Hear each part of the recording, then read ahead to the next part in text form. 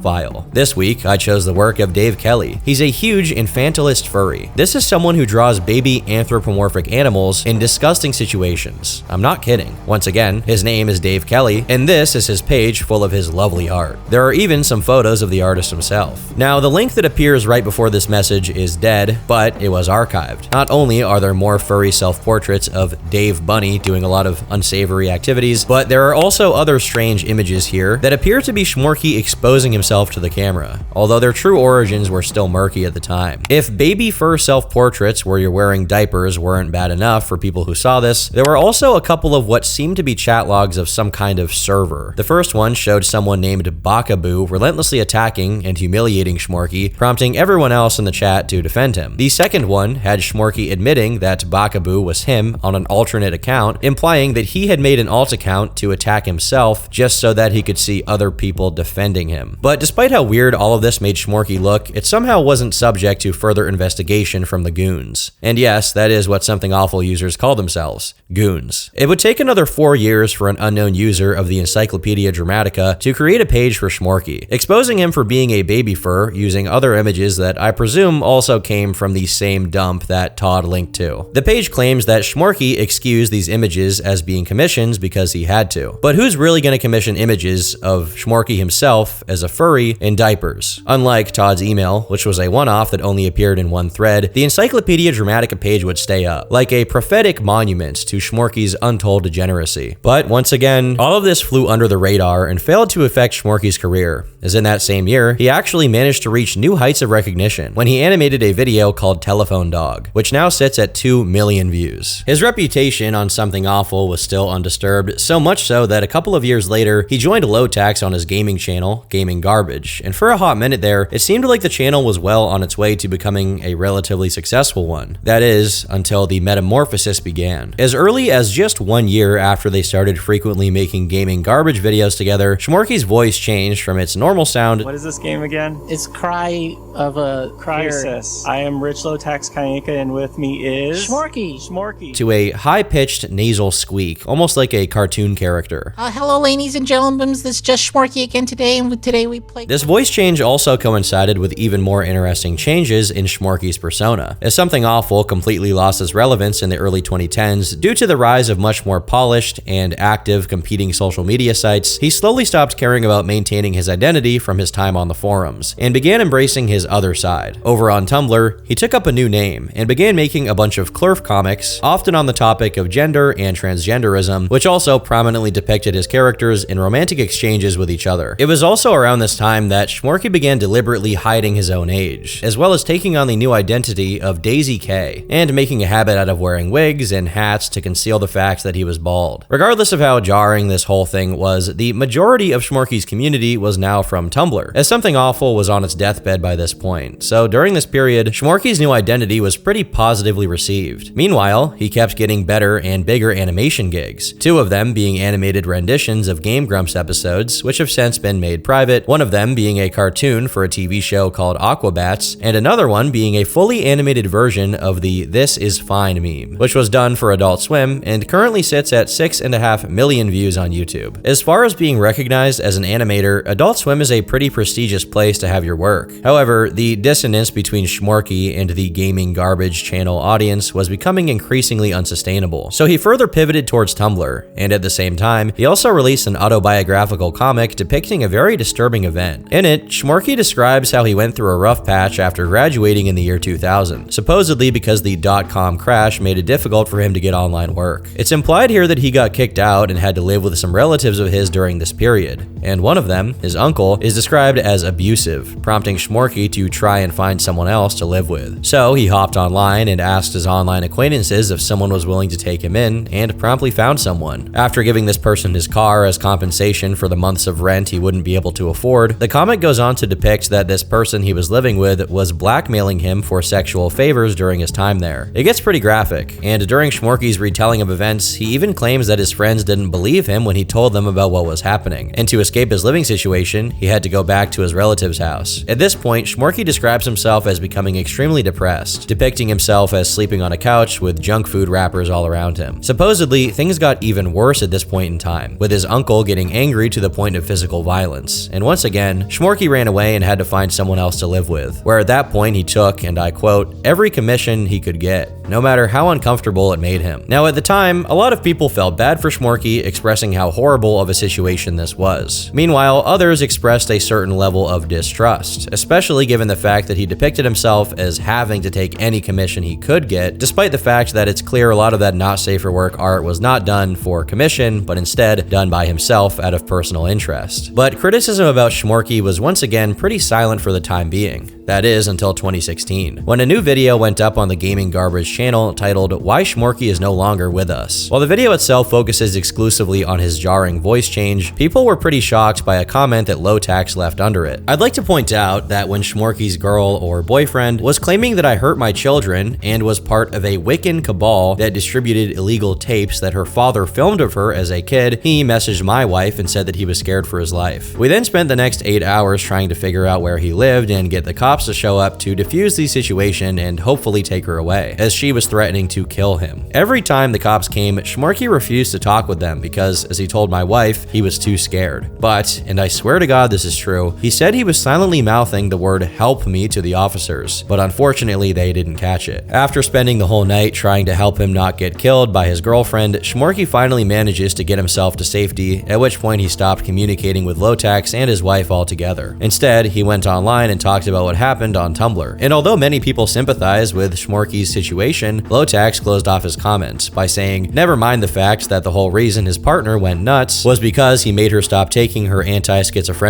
drugs. Nothing is ever his fault, and the various injustices of the world conspire against him. He's a brave soldier for being able to carry on and survive in this cruel world. This changed everything, and it really attracted people's curiosity as to what his girlfriend, later revealed to be a girl named Amanda, would say about it when she was back on her medications. As Lotax said, Shmorky immediately went online to tell everyone about his situation, which included audio of his girlfriend having a mental breakdown from Tumblr. Please don't touch me again, please. I won't. I'll never touch you again, okay? I'll never touch you again. I'll just do what you want. What do you want me to do? I'll do whatever you want. What do you want from me? Stop screaming and pretending. I'm not pretending. I don't want to fight. I don't want to fight back. I can't fight back. Okay? If Hitler himself came here, he wouldn't be able to save me, alright? Nothing. Jim Howe, they're unbeatable. They're unstoppable. There is no answer. There is no answer to the Jewish question because they always win. They always win in their mind. They won.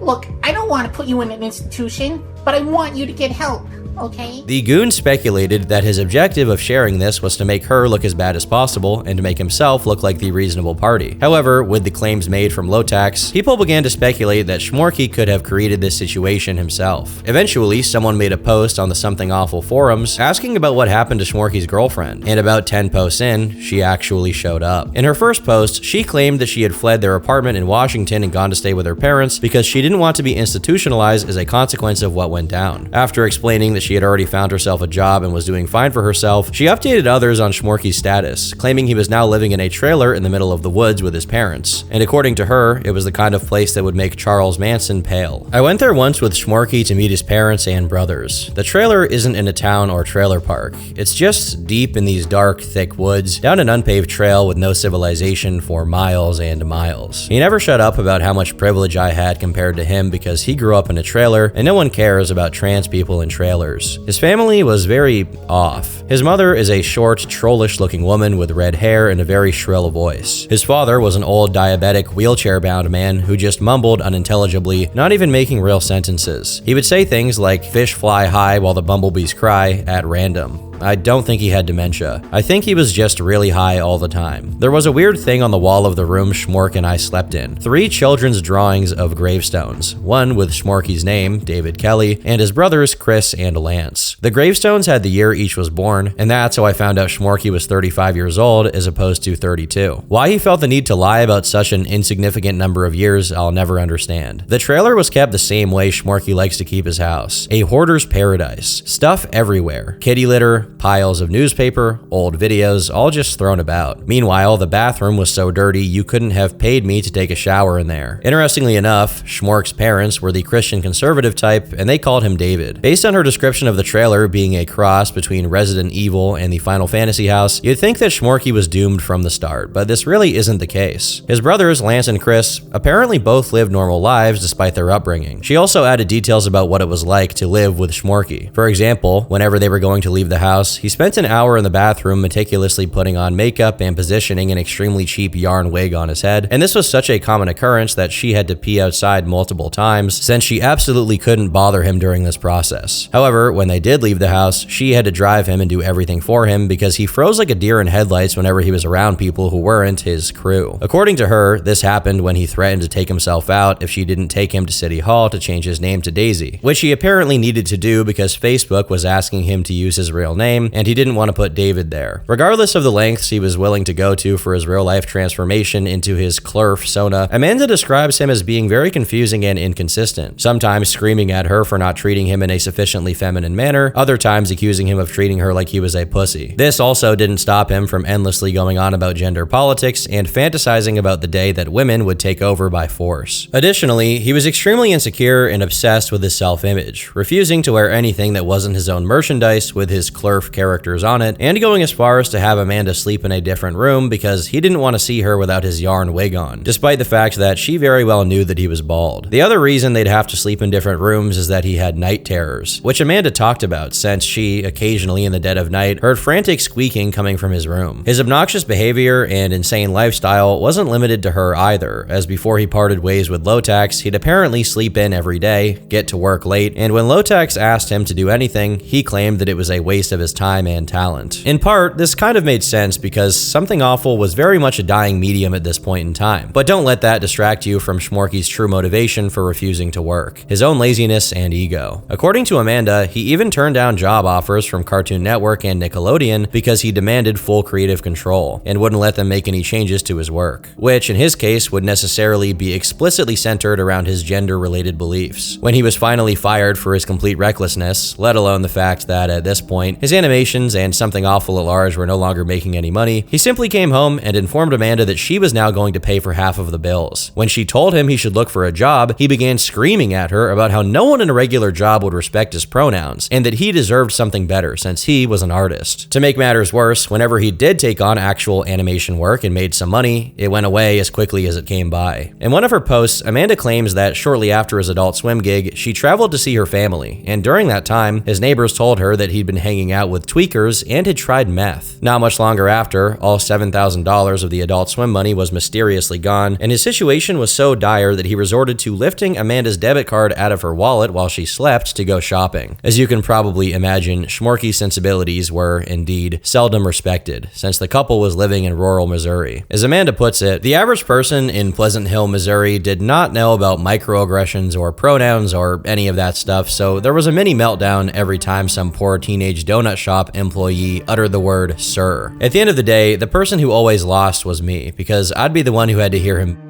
for hours. One particularly interesting post of Amanda's retells the story of him supposedly being violated, but in a very different way. He didn't have much to offer in the way of his rent, so he offered his mouth to some bear of a gay man. Somehow, he convinced himself that he was violated and had permanent PTSD from the experience of willingly giving head as rent. When another user asked if Shmorky spoke in his cartoon voice when he wasn't recording, Amanda confirmed that not only was that his one and only voice, but that he constantly spoke all day, every day. When they first moved in together, it took Amanda months to clean up Shmorky's place due to the sheer volume of trash he'd accumulated at that point, and instead of gratitude, Shmorky simply interpreted this as her doing her duty and proceeded to yell at her whenever she failed to do the dishes or vacuum. The funniest part of this is that while Shmorky whipped Amanda into being his trad wife slave, she frequently woke up to him sitting in front of the TV wearing a diaper playing Mario 64. To make matters worse, she claims that he frequently wore diapers when he went to work, unbeknownst to Lotax and everyone else. I will say right now that while Amanda's posts mostly seem to be credible and were later supported by other people who knew Shmorky in real life, it's clear that schizophrenia or not, she is a tad strange to say the least, for sticking with Shmorky for not 1, but 2 whole years. When replying to someone who asked about their intimate life, she said, he drew a lot of Clirf not safe for work art. He loved drawing his Clirfs in diapers. The disturbing thing is the subject of a lot of the Clirf art had to do with older females taking advantage of little boys. It made me really wonder about his childhood, which, just judging from his family and that trailer, was not normal. He didn't like being intimate often, but when he did, he would put me in a diaper and powder my butt and roleplay as my mommy. There were many times I just wondered if the life I was living was even real. He pissed his pants in front of me and put his face up against the wall, muttering, "I'm a bad little boy, I'm a bad whittle boy." Day 2 of me knowing him because he thought it would be sexy. He admitted to me that he liked locking women out of the bathroom in hopes that they would soil themselves and he would get to clean it up. He was also self-proclaimed poly, but he wasn't so much poly as he was just a cuck. He was always trying to get me into the idea of having another partner to cuck him with. Due to how absurd their relationship was described as, the other users began wondering how she could submit herself to being with him for as long as she did, and her response was that whenever he wasn't talking about gender stuff, he was a genuinely funny guy. Judging from many of his animations and posts from the 2000s, he did indeed have a unique knack for humor, although it was gradually gradually and painstakingly replaced. Or should I say consumed by his obsession with his Clerf identity. Amanda outright says that she wanted to fix him and to bring out the glimmer of humanity she saw in him. But as time went on, she realized he was only retreating further into his delusions. A couple of posts later, she details how their relationship grew increasingly conflicted and even violent, saying, "When we had broken up and he wanted me out of our apartment, he looked me in the eye, serious as cancer, and said, 'I can kill you, you know?' I think he really meant it. Shmorky had a serious temper, and he would get violent when he got angry, tear doors off of the hinges, smash things around the house. He was a big, angry, Polak, 6-foot dude with huge shoulders and kind of chubby. One time, he saw I was carrying a hot coffee in my hand and slammed a door on me, and while I got scalded, he yelled, 'See? You never watch where you're going, you ADD case.' Never apologized for it. There was a time in Washington when he thought I was talking about him online. He jumped up and tried to rip my laptop out of my hands, and while we were struggling, I pinched his hand by accident, and he called the cops. The cops came, handcuffed me, saw the obvious size disparity between us. I'm 5'1", Shmorky's about 3 times my size, and we're like, we're confused. The following days, he kept calling the police until he got one who was on a power trip and flat out told them I was beating him up and got me locked up. He also had a terrible habit of backseat driving. I was making a left on a dangerous intersection, and in the middle of it, he just started screeching in full squeak at the top of his lungs to the point where instinct took over and I just froze and stopped the car, almost getting in an accident. I go to put a hand on his shoulder, but I miss and brush my fingers against his nose, and of course, the next thing I hear is, "You hit me! You hit me!" I never met a man so determined to hold the reverse status of a domestic abuse victim. To try and prove her claims about his extensive collection of for personal use, Clerf, not safe for work art, she got her laptop from when she was with him and dumped multiple images he had drawn, many of which included disgusting images of baby Clerfs. These pictures became even more concerning when it was revealed that Lotax frequently allowed Shmorky to watch his kids. Shmorky loved Lotax's kids. He would get way too excited over them coming to the office, like giddily laughing with glee and clapping his hands excited. Shmork would go on and on about how mature and in touch with their emotions they were. And yes, Lotax let Shmork watch the kids while he went off and got drunk somewhere all the time. Shmork would even lurk the kids' Facebook and Twitter accounts, saying he was just critiquing their art. Shmorky was a child. He literally wanted to be one. He would sit in the house in diapers and footsie pajamas. How he found his size in footsie pajamas, I'll never know, and draw little children Clerfs on toilets with toilet paper wrapped around them, getting diaper changes. It was his whole world. His dream was to make cartoons for children that encouraged them to shatter the gender binary. I would not want Shmorky making cartoons for any child, not after seeing his Secret Time collection. I shudder to think about what his relationship was like with one of his exes who had a child. Could you imagine mom introducing her new boyfriend and it being Shmorky? Eventually, people began doubting Amanda's story, particularly the part about Shmorky turning down gigs with big companies because they'd make him betray his Tumblr values by getting him to draw conventionally masculine characters, to which she replied, he may have been lying about his job offers. He lied and told the police that I beat him up and got me locked up for a month. I wish he lied to me about his bathroom fetish, but he proved that to me in spades. After this, the topic got around to Shmorky's beliefs about gender and how they related to his fetishes, and Amanda confirmed that none of it was a new development and that he'd nurtured delusions about it since day one, just concealed it so that the goons wouldn't judge him for it. Amanda herself expressed some degree of gender dysphoria to him, but added that due to her being previously diagnosed with BPD and bipolar, she judged against doing anything permanent to her body. However, Shmorky was very insistent that she tried taking hormones and socially transitioned. In private, he once revealed to Amanda that he was a hermaphrodite with a full set of ovaries and a uterus. He also claimed to have a vagina behind his balls. Amanda said, he was so convinced of this that he sat there spread-legged once, pointing to his gooch and saying, "See?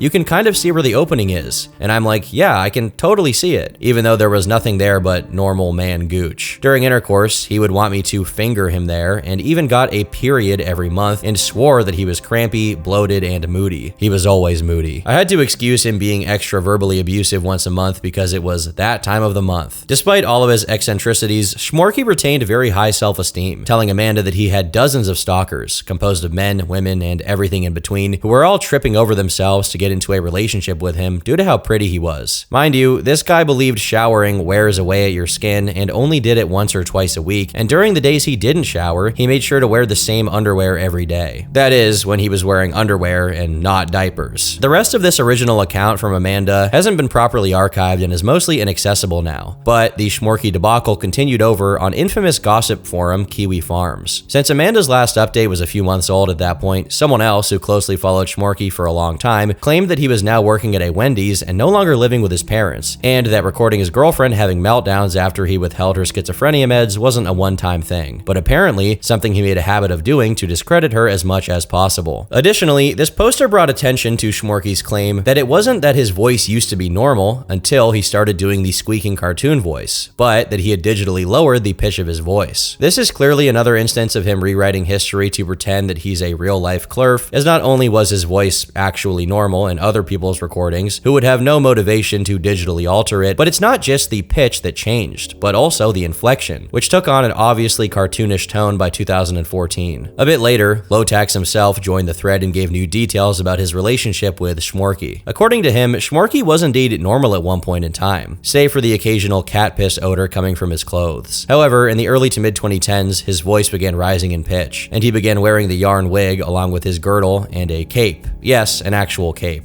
In this post, Lotax gives a slightly different version of the story of Amanda being arrested, wherein he was called to the situation to act as Shmorky's translator because the cops couldn't possibly understand Shmorky's Clurf speak. In a later post, he attached images of Amanda's messages to him during her meltdowns, and although much of it was genuinely schizophrenic ramblings about religion and conspiracy theories, there were minor moments where she seemed more cogent, during which she claimed that Shmorky had been purposely trying to keep her from moving out. Eventually, Amanda also showed up on Kiwi Farms, apologizing for her past interactions with Lotax and explaining that her multiple psychological conditions were kicked into hyperdrive during that period due to losing 2 friends to suicide, along with her grandma and her dog, all in the span of days. She adds that while she sent those messages to Lotax, she was hallucinating gray aliens, shadow people, and Jesus Christ himself, telling her to go to Cambodia to find hidden treasure. However, she does reiterate that her messages about Shmorky trying to keep her from leaving were true and not a consequence of her delusions. After this was clarified, Amanda circled back to the topic of Shmorky's yarn wig, which he claimed was his real hair and not a wig at all. It's kind of genuinely sad to read about how Shmorky went from frequently exercising and playing retro games with his girlfriend and taking her out to eat to never leaving the house and having to ritualistically paint himself a different color with makeup in order to be able to even make it out the door. In response to Amanda's resurgence, Shmorky began posting about her on his Facebook, saying that she was alt-right and suggested that all of the claims about his fetishes were fake, as instead he was apparently asexual and Amanda had violated him. I'm not going to explicitly cover all of the chat logs between him and Amanda here because it would instantly demonetize this video, but I should say that they're available online and contain more than enough proof not only that Shmorky is not asexual, but also that he's an absolute pervert from a different dimension. As for the accusation that she had violated him, Amanda addressed it, claiming that this accusation was first made when they were broken up and when she had already bought a plane ticket and was packing up to leave, at which point he called the cops to tell them that she had beat him and violated him. Not only did this work to prevent her from leaving, but he apparently did this exact same strategy 6 times before Amanda finally escaped. When she did finally manage to leave, it was only because she was taken into a psych ward, during which Shmorky broke up with her, saying that he didn't want to become Uncle Anthony, wasting his life caring for his sick wife. I hate to make an aside in a story this convoluted already, but Uncle Anthony was the uncle who supposedly beat up Shmorky and evicted him. The thing is, like many of Shmorky's tales, it's possible that this didn't happen at all. At least, that's Amanda's take on it, since when they got engaged, Uncle Anthony was the only member of his family who called them and congratulated them, telling Amanda that she sounded like a beautiful person, and saying that they made a sweet couple. Despite how amicable he apparently was on the phone, the mere fact that he called their house up sent Shmorky into such a terrified frenzy that this was the one and only instance Amanda could recall of his voice going back to normal. According to her, nothing made Shmorky break his Clurf character. Not being misgendered, not Amanda's schizophrenic meltdowns, not the campaign to prove he was a diaper fur online. His true nemesis and one weakness was apparently a guy who dedicated his life to taking care of his sick wife. People online speculated that this was yet another instance of Shmorky rewriting the story of his own life by accusing someone else of hurting him to make himself look like the victim. But soon after Amanda's posts, Shmorky began melting down, threatening to do something drastic to himself. However, this did nothing to stop Amanda from continuing to add to the raging dumpster fire that was the Shmorky thread. In another post, she claimed that he adopted multiple rats during their time together, but refused to clean their cage, feed them, or even give them water. Due to his neglect, a few of them died from infection, and he immediately replaced them with more rats. Between bringing up the past instances where he'd been supposedly violated and all of the times he tried to take his own life, Shmorky never even tried to prove that the things people were saying about him were untrue, most likely because he didn't even have a chance of doing so. Within the following months, 2 more people who knew him before any of these controversies came forward. One of them was none other than Shmorky's brother. While he didn't provide much in the way of new information, he confirmed that Shmorky had a relatively normal childhood, dispelling a couple of speculations about him being beaten or abused. The other one, meanwhile, was Hellion, one of his friends from the very early 2000s, when Shmorky was regularly using IRC. And this guy confirmed the story about him using alt accounts to attack himself for sympathy. According to the same poster, Shmorky's original friend group cut ties with him once he began accusing one of them of violating him. He even tried to warn Lotax about what kind of person Shmorky was, but Lotax decided to pay it no mind and hired Shmorky anyway. Eventually, Hellion and Amanda got to talking, and Hellion eventually claimed that all the way back in 2001, Shmorky had lured not one, but two underage girls into doing diaper roleplay with him online. He speculated that there were many others, given the sheer number of chats he was in and how often he tried to get people to do it with him. Another damning piece of evidence that was brought up was that all the way back in the early 2000s, it seems like Shmorky did the same thing he did to Amanda to another girl he'd been with. After breaking up with her, he got on IRC and made sure to make her look insane to discredit anything she could potentially say about him. It's at this point that yet another demented dimension of Shmorky's online presence comes to attention: Sandy Pants. Through screenshots of Shmorky's Fur Affinity account, which Amanda got through an old friend of his, it looks like after Dave Bunny was terminated, Shmorky created yet another secret identity, under which he had a new art style and would use it to engage in his fetishes. This online handle was quickly connected to a Twitter account of the same name, and eventually a YouTube account that contained a video of Shmorky with a voice changer on, doing his needing to go to the bathroom routine while playing the game Facade. The most disturbing part about all of this is by perusing the other videos that are up to this day on the Sandy Pants channel, someone else's voice can also be heard. This just in,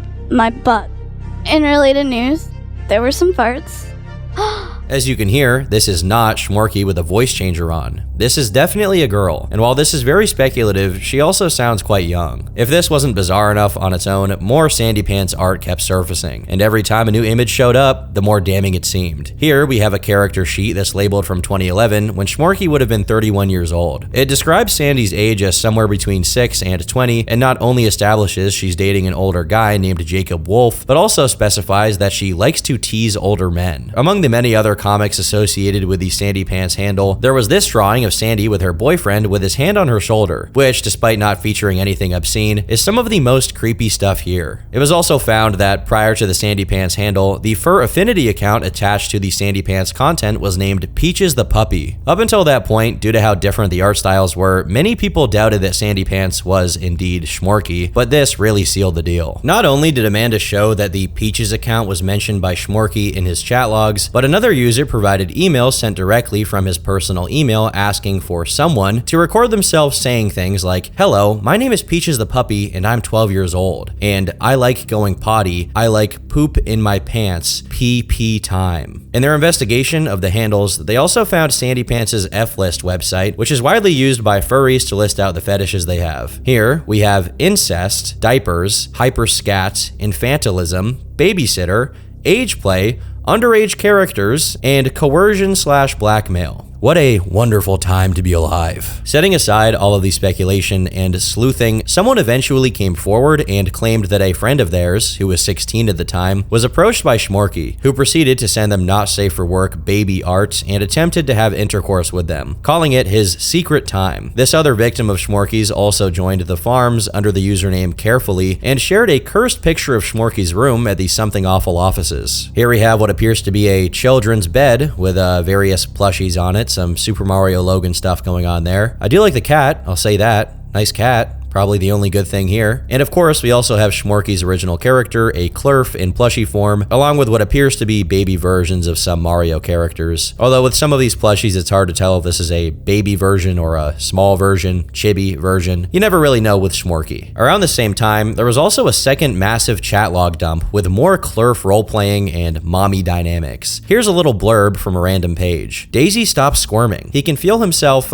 making a mess in his pants. He just keeps quiet and waits until he's done. He blushes hotly, knowing he'll be in trouble or at least get teased by the cute girl if she finds out. He carefully gets out of the chair, feeling the heavy load shift around inside his pants. The brown stain is pretty noticeable. What is going on? I mean, hey, this is pretty romantic stuff. Maybe he should have given up animation and started writing. He's definitely talented. I personally could read this stuff all day. In Carefully's first official post, she said, he roleplayed 3 ways with an imaginary 7-year-old named Darla, which just looked like his Clurf but wearing a dress and with a flower. He tried to make me roleplay changing his diaper and eating his excrement. He cheated on Amanda with me, and I noticed he did a similar piece of art for both of us where me and her were drawn as adults disciplining the child Shmorky. I had thousands of his Degenerate roleplay chat logs, but they're long gone. I wanted his approval so bad that I never told him to stop. His favorite roleplay was bath time, where one of us was a child and one of us was an adult bathing the child, and he would have the adult violate the child, after the adult changed the diaper and ate what was in it, of course. She shared a few more of her chat logs, all of which involved some kind of degenerate, disgusting stuff, and also showed that he initiated all of these exchanges, which often meant abruptly cutting Carefully off while she was trying to have an actual conversation. In the wake of all of this information suddenly becoming public, Carefully began going through all of the people Shmorky was regularly interacting with on Twitter, assuming that they might also be at the receiving end of his manipulation and degenerate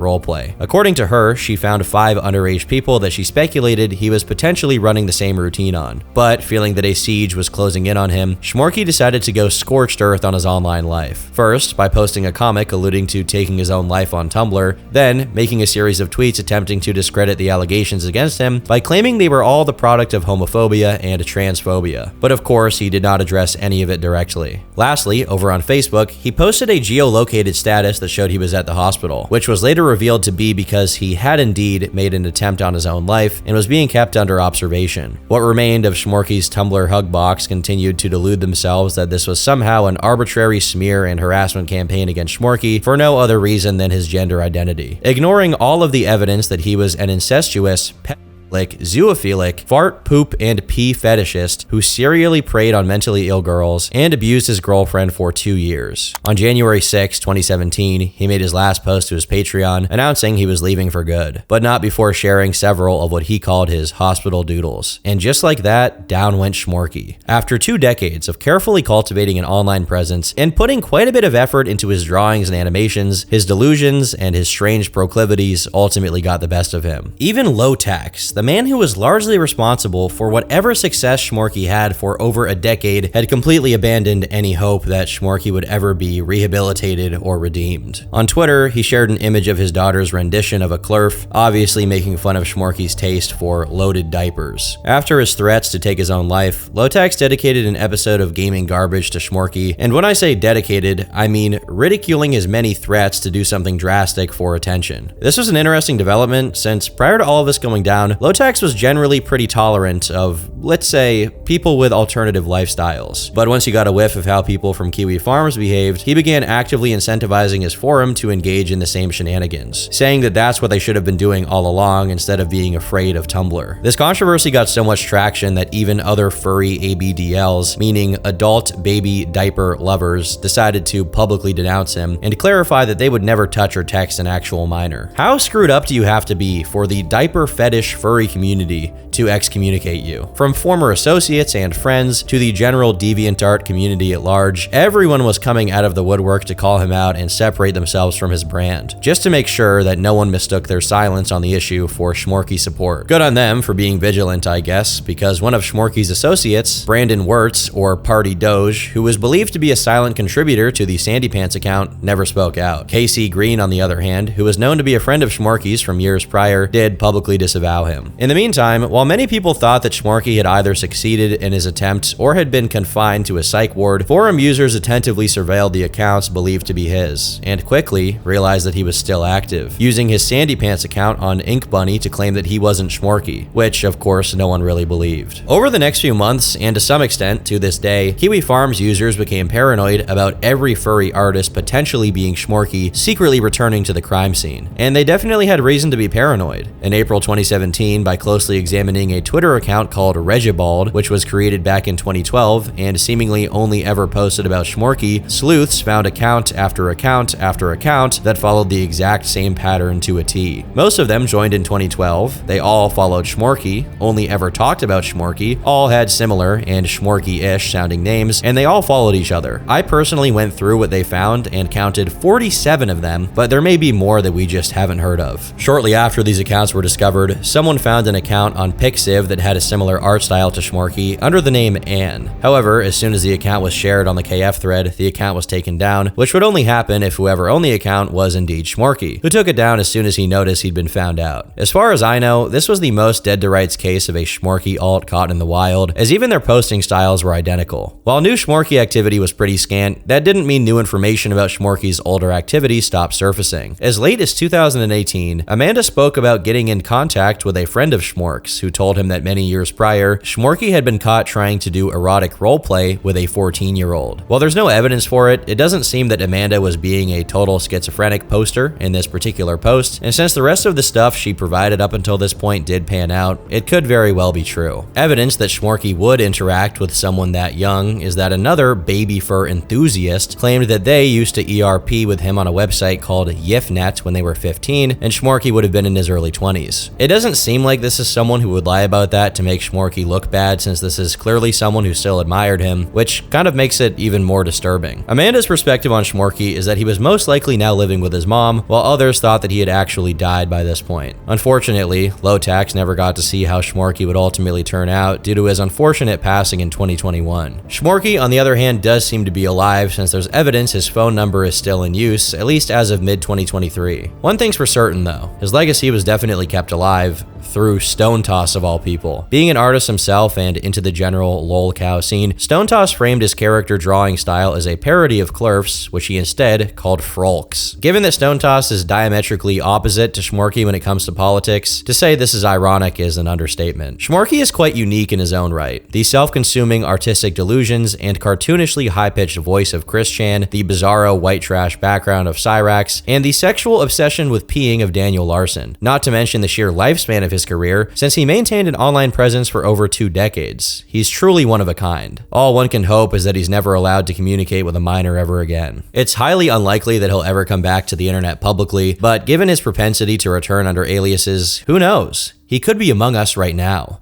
watching the same video you're watching, in the same room that you're sitting in, plotting his next move. And there would be no way for us to know. But for the time being, I've been Turkey Tom. Thanks for watching this very, very long video about Shmorky, and until next time, leave me alone.